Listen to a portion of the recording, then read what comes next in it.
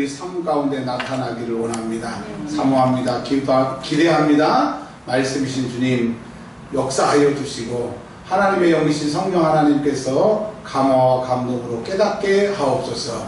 말씀 듣는 가운데 질병은 치유되게 하시고 근심은 떠나가게 하시고 문제는 해결되게 하옵소서. 아멘하는 자에게 실제적으로 일어난 역사가 일어나게 하옵소서. 주 예수 그리스도의 이름으로 기도합니다. 아멘. 지난주에는 십계명 말씀을 드리지 않고 다른 말씀을 드렸는데 이어서 십계명 말씀을 드리겠습니다. 2주 전에 드렸던 말씀 한번 기억해 보십시오.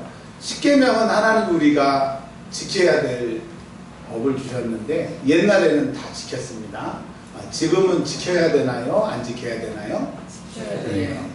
다 그렇게 말씀하셨어요. 왜 하나님께서 지키라고 말씀하셨습니까? 그러면 십계명 오늘 세 번째 계명을 우리가 읽었습니다. 내 하나님 여호와의 이름을 망령되게 부르지 말라. 자, 근데 망령되이 부르지 말라라고 하는 뜻을 성도들에게 여쭤보면 제대로 아는 사람이 거의 없습니다. 그래서 쉽게 제가 설명을 드리면 함부로 부르지 말라. 망령되이 부르지 말라가 함부로 부르지 말라라고 하는 거 꼭 기억하시기 바랍니다. 자, 이제 성경에 보면 하나님이 아브라함을 부르시고 그의 자손들을 쭉 부르시다가 애굽에서 종살이 할 것을 아브라함에게 미리 말씀하시고 그 말씀하신 대로 종살이를 했어요. 430년 동안. 430년이 이제 그 끝날 무렵에 하나님은 한 사람을 부르십니다. 그 사람의 이름이 모세이죠. 근데 모세가 하나님을 만났습니다. 근데 이 가시 떨기가 불타고 있는데 없어지지 않는 거예요. 그래서 너무 깜짝 놀라서 그곳에 갔더니 하나님이 뭐라고 말씀하시느냐, 내가 선 곳은 거룩한 곳이니까 신발을 벗어라. 신을 벗었습니다. 그리고 하나님 앞에 Who are you? 누구세요? 라고 모세가 물어봤습니다. 조상이 아는 하나님, 배워서 아는 하나님, 그가 그 하나님을 가지고 있었을 때는 왕자였고 사람을 죽이고 80년 동안 그가 정체성 없이 혼란하게 살았는데 하나님이 80년 만에 그에게 나타나시니까 모세가 하나님을 처음 진짜로 만나는 거죠. 누구세요? 그랬더니 하나님께서 이렇게 말씀하세요. 나는 한 번도 내 이름을 아브라함에게, 이삭에게, 야곱에게, 요셉에게 가르쳐 준 적이 없는데 너에게 내 이름을 가르쳐 줄게. 하나님의 이름을 처음 들은 사람이 모세입니다. 모세인데 하나님이 뭐라고 그랬냐면 내 이름은 여호와다. 한번 따라서 하겠습니다. 하나님의 이름이 뭐라고요? 여호와.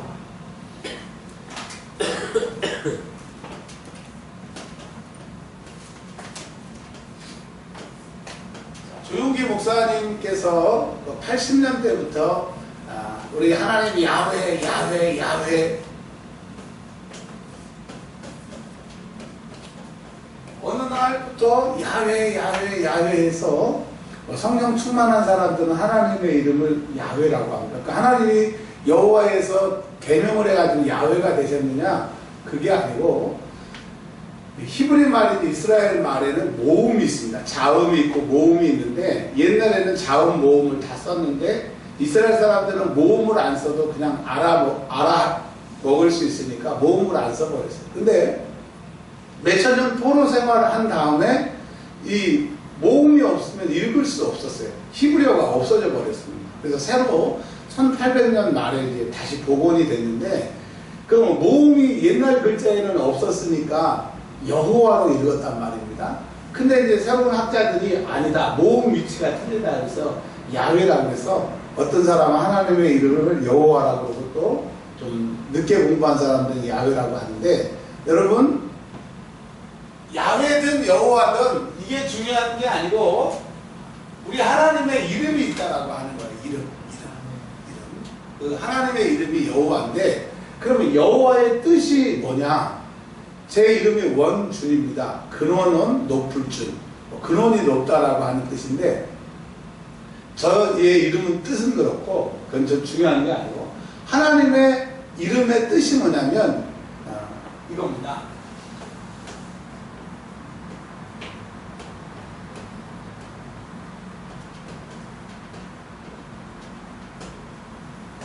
나는 즉 나다. 하나님을 어떻게 설명할 수가 없어. 하나님을 놓고 비슷한 걸 가지고 하나님을 설명하려고 해도 설명이 안 되는 거예요. 그러니까 이 세상의 모든 걸 다 더해도 하나님을 설명할 수가 없어요. 그러니까 하나님보다 크거나 하나님보다 위대하거나 하나님을 능가할 것이 없는, 그래서 하나님을 절대자, 전능자, 권세자, 능력자, 아멘 할 때까지 한번 계속해 보려고. 나의 구원자. 하나님 그 자체로 끝. 여러분, 하나님 자체로 끝이라고 하는 거예요. 하나님이 오시면, 하나님이 나타나시면, 하나님이 말씀하시면, 하나님이 딱 출현하시는 순간 끝이라고 하는 거예요. 즉 하나님은 답이라는 뜻입니다. 아멘. 그러니까 여호와, 하나님, 하나님의 이름이 여호와인데 하나님이 답이 되는 거예요. 하나님 말고는 방법이 없다는 거죠. 모세에게 그 완악한 바로 앞에서 그 어마어마한 그 인구를 어떻게 데려갈 것이냐. 안 되지. 내가 답이야. 내가 나타났어. 출애굽했어요? 못했어요? 했어요. 그러니까 하나님은 이 세상 모든 것에 답이시고 창조주시고 구원자라고 하는 뜻이 여호와라고 하는 이름의 뜻입니다. 근데 신약 성경에를 보면 절대로 여호와라고 하는 단어가 하나도 안 나옵니다. 왜 안 나오느냐? 이스라엘 백성들이 하나님을 잘 섬기지 못하고 갈수록 엉망이 되니까 나라가 망해져서 포로로 끌려갔지 않습니까? 그리고 하나님을 잘 섬기려고 다시 이제 성경으로 돌아가서 보니까 레위기 말씀에 여호와의 이름을 망령되이 부르지 말라, 함부로 부르지 말라. 그래서 신약 시대에는 여호와라고 하는 하나님의 이름을 안 부르고 글씨는 여호와라고 쓰고 읽기는 아도나이로 읽는 거예요. 이게 무슨 뜻이냐? 주님이라고 하는 뜻이에요. 왜? 하나님의 이름을 함부로 부르지 말라 그랬으니까 하나님 여호와 이렇게 안 부르고 그냥 아도나이, 주님으로 부르는 거예요. 쓰기는 여호와라고 써놓고 그냥 주님으로 부르는 거예요.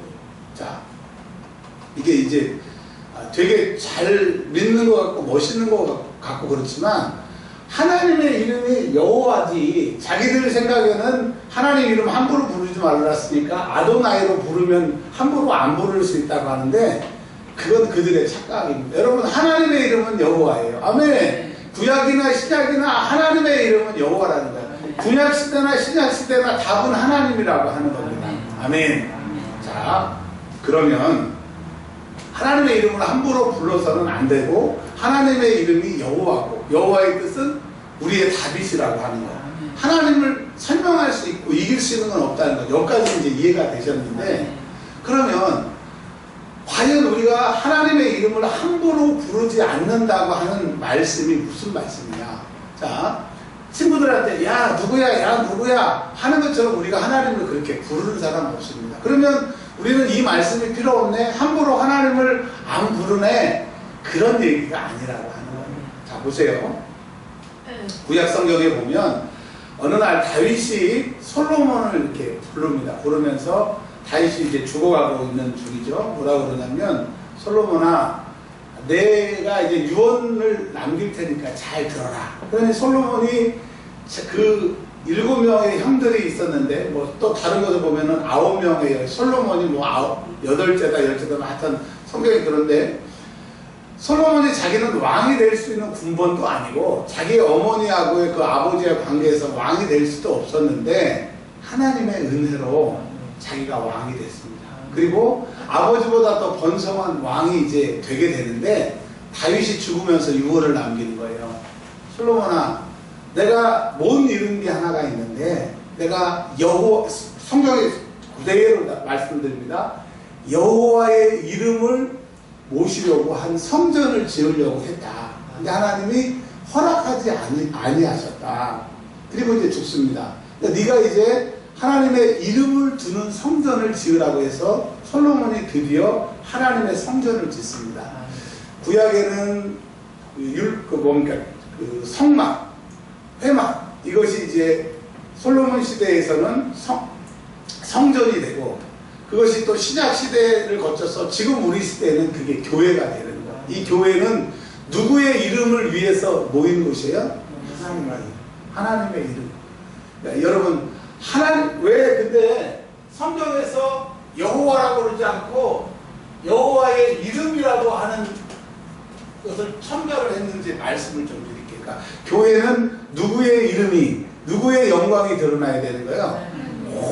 오직 교회에서는 하나님의 영광이 드러나야 된다고 말씀하고 계십니다. 자, 한 군데만 찾아보고요. 이제 말씀을 계속 좀 진행하려고 합니다. 구약 시대에 하나님께서 여호와의 이름을 함부로 부르지 말아라 말씀하셨는데 함부로 부른 사건이 나옵니다.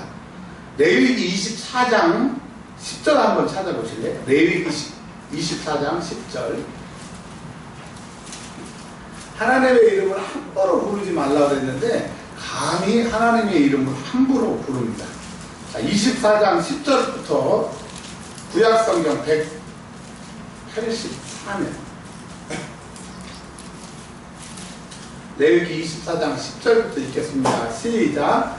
이스라엘 자손 중에 그의 어머니가 이스라엘 여인이요 그의 아버지는 애굽 사람이 어떤 사람이 나가서 한 이스라엘 사람과 진영 중에 싸우다가, 그러니까 지금 싸움이 붙었는데 한 사람은 이스라엘 사람이고 한 사람은 반쪽만 이스라엘 사람인데 싸움이 붙었습니다.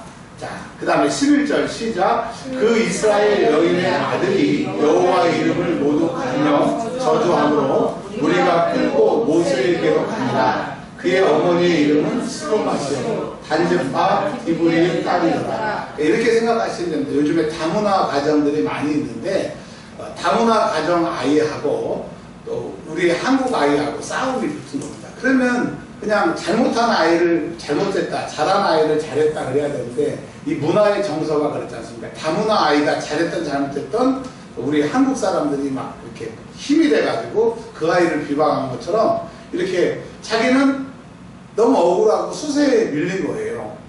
그러니까 나머지 이스라엘 사람들을 욕해야 되는데 이 사람들을 어떻게 욕할 걸 싸잡아서 욕할 수 있는 게 뭘까 했더니 이스라엘 사람들은 하나님을 믿잖아요. 그러니까 하나님한테 그 모욕을 하는 겁니다. 자, 12절. 그들이 시작. 그들이 그를 가지고 여호와의 명령을 기다리리라. 제정신 박힌 이스라엘 사람은 하나님의 이름을 망령되이 일컬지 않는데 이 사람은 돌을 지나치니까 하나님 어떻게 해야 될까요? 라고 물어봤어요. 모세한테 물어보지 않고 누구한테 물어봤다고요? 하나님한테.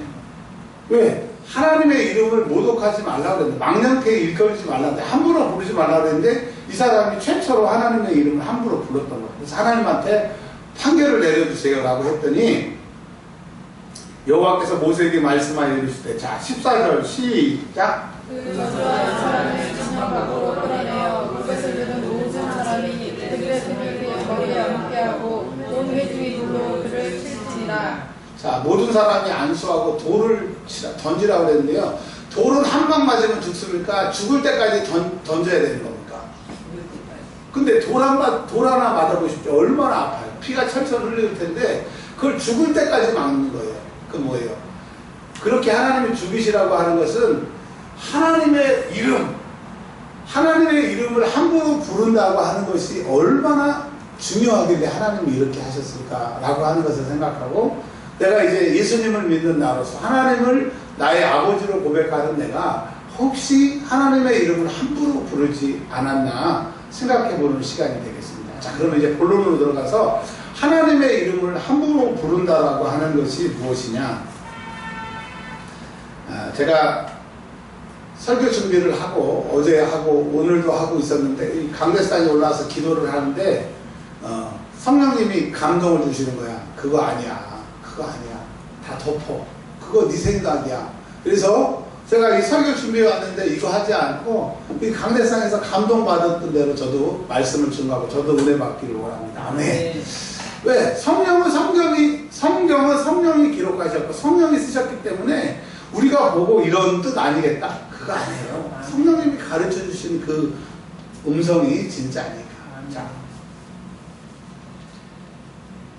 제가 유일하게 이 세상에서 잘한 게 몇 가지, 다른 분들하고 말고 제가 생각하기에 제 그 짧은 소견에 제가 이 얘기만 하면 막 마음이 뿌듯한 몇 가지가 있습니다. 정말 몇 가지 안 되는데 지금 제 머릿속에 딱 떠오르는 게 뭐냐면, 제가 서울에 있는 교회의 부목사로 있었습니다. 한 7년 있었어요. 7년 있었는데 어느 날 토요일 날 담임 목사님이 저를 호출을 하셨어요. 그때 제가 이제 선임 목사였는데 호출을 하셨어요. 그래서 목양실에 갔더니 목사님 인사해. 그래서 웬 분이 계시더라고요. 그래서 안녕하세요, 이현준 목사입니다. 그랬더니 우리 신학교 후배인데 목사님 시간 있으면 이분 좀 모셔다 드려. 그래서 네 알겠습니다. 그리고 이제 나왔습니다. 나왔더니 그 목사님이 또 전화를 하셔가지고 우리 교회 전도용 물통 100개짜리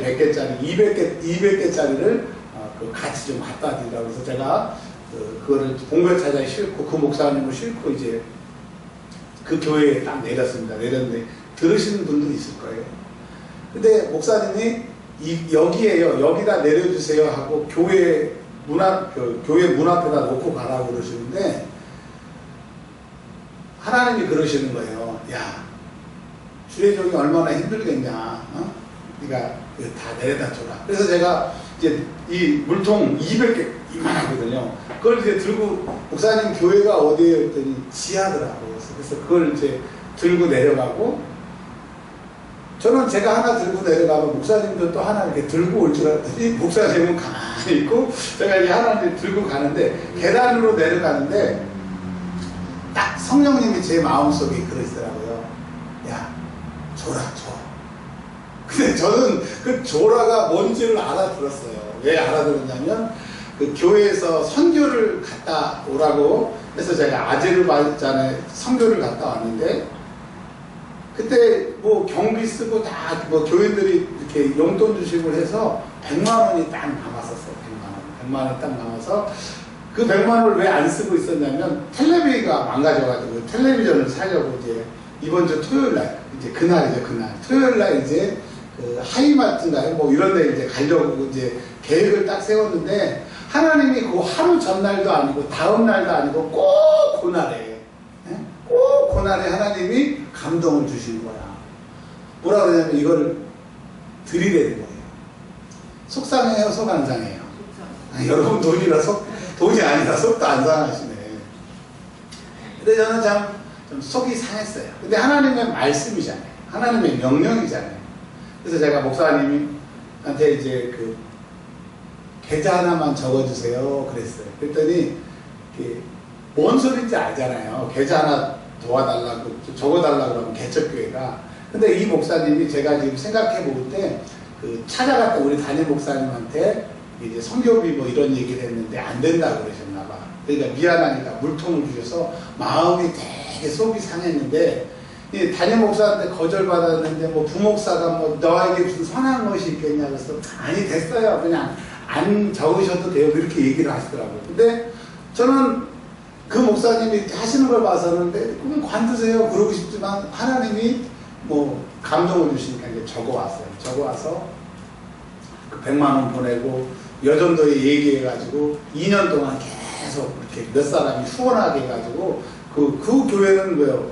한 뭐 그날 한 300~400 정도는 후원받게 된 거잖아요. 근데 그 교회는 목사님이 좋겠지만 저는 엄청 막 속이 상해가지고 하나님 이럴 수가 있냐고 제 형편을 아시잖아요. 근데 전에 말씀드린 것처럼 10년이 지났어요. 10년이 지나서 하나님이 이 교회를 하게 하셨고 지금까지 오게 하셨고 간이식해서 또 살아나게 하셨어요. 아멘. 네. 요 얘기는 이제 들으셨어. 근데 이제 2탄이 하나 생겼어요. 한번 좀 들어보세요.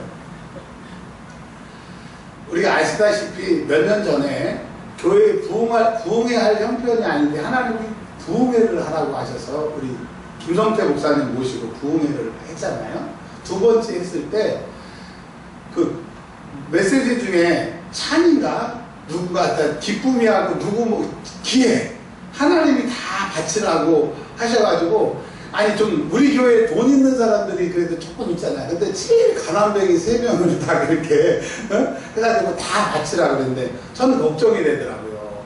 이 아이들이 지금 뭐 직장을 구하는 중이고 뭐 학생이고 바치겠나. 그랬더니 그 다음날 저녁에 부흥회 때 다 바쳤잖아요. 다 바쳤더라고요. 그래서 바친 게 감사한 게 아니라 순종할 수 있는 믿음이 있는 게 너무 감사했는데 또 제가 좋아하고 있는데 성령님이 그러시는 거야. 바쳐 저한테 그러는 거야. 하나님 저 돈 하나도 없잖아요. 그때 뭐 통장에 20만 원 있었는데 하나님이 다 바치라는 거예요. 그래서 이제 알겠습니다 하고 이제 뭐 통장에 여기 있는 거 돼지 저금통 투고 근데 또 하필이면 전화가 왔어요. 은행에서 대출을 해가라고. 그래가지고 있는 거 다 대출해가지고 정말 제가 할 수 있는 뭐 더 이상 생활비 한 푼 안 남겨놓고 하나님 앞에 딱 드렸잖아요. 근데 아니, 목사님 뭐 자랑하나 보다 그게 아니라 제가 박사를 하다가 아파서 개척해서 죽음의 사설을 넘고 이렇게 끝나나 보다 했는데 그 부흥회 끝나고 하나님이 이 박사 마무리하게 하셨잖아요. 남의 일이라도 아멘 하면 이제 졸업식이 이제 내년에 있는 거 아시잖아요. 근데 지난주에 지난 달인가요? 지난주에 캘리포니아 연합대학이라고 하는 대학이 있어요. 미국에. 거기 전임 교수로 제가 이렇게 미국 가는 건 아니에요. 일단 거기까지만. 자, 왜 이런 말씀을 드리냐? 상황 순종할 수 없고 할 수 없고 말도 안 되는 것 같은데 하나님은 꼭 그럴 때 감동을 주시는 거예요. 순종해 보세요. 기적이 일어납니다. 그러니까 여호와의 이름을 함부로 부른다고 하는 이름이 하나님 부르는 게 아니라 하나님은 내가 답이고 내가 하면 되니까 너희는 순종만 하면 내가 하겠다. 그러니까 여호와의 이름을 함부로 부르지 않는다고 하는 것이 하나님을 믿어. 근데 하나님이 감동 주면 안 해. 또 감동 주면 안 해. 성령은요 인격이시기 때문에 3번만 감동 주셔서 순종 안 하는 사람은 절대로 이제 감동 안 주시는 거예요. 여러분 교회를 다니고 말씀을 듣고 신앙생활에서 감동이 없는 사람 왜 감동이 없지? 성령님이 말씀을 왜 안 하시지? 진작에 성령님이 넌 감동 안 하니까 감동을 안 주시는 거예요. 여러분 내가 지금 감동이 오고 있다고 하면 성령이 내 안에 계시는 성령이 나를 일하게 하시는 거예요. 저거 네가 해라, 저거 네가 해라, 저거 네가 해라. 감동 주실 때마다 순종하면 정말 상상하지도 못하고 꿈꿔보지도 못한 일들을 하나님이 하시는 거예요. 돌이켜서 보면 없는 와중에 공부한 것 같고 그렇게 열심히 한 것 같고 뭐 한 것 같은데 돌이켜보니까 하나님이 그러시더라고요. 내가 했어 그러시더라고요. 아니 하나님이 하셨으면 하늘에서 등록금을 막 이렇게 던져주시고 막 달달이 이렇게 길을 열어주셔야죠. 그랬더니 하나님이 쭉 지나간 일들을 보여주시는데 나도 모르게 대답이 그렇게 나올 수밖에 없어요. 누가 하셨어요? 하나님.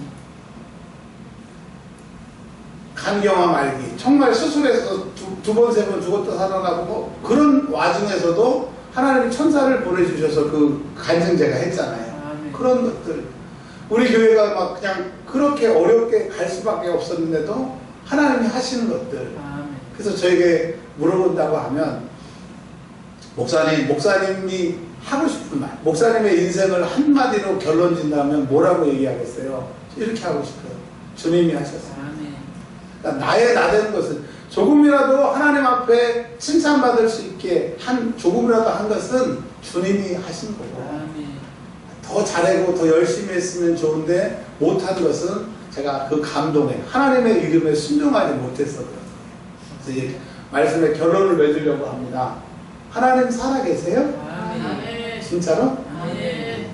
하나님은 살아계시는데 그 살아계신 하나님은 여러분들을 진짜로 사랑하십니다. 아멘. 믿으세요? 아멘. 얼마나 사랑하느냐?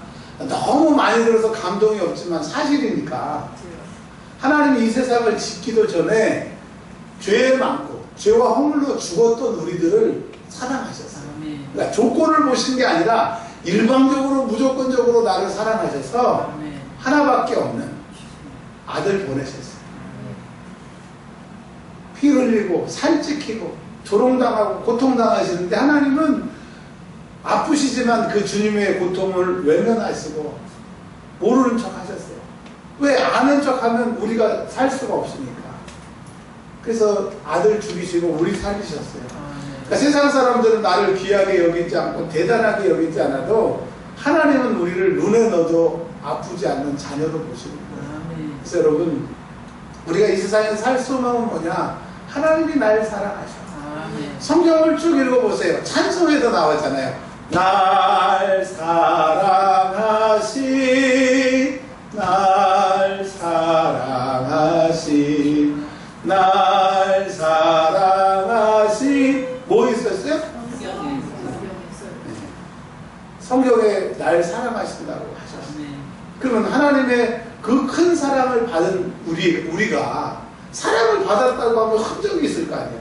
하나님의 사랑이 내 안에 있다고 하면 고백이 나올 거예요. 그 고백은 뭐예요?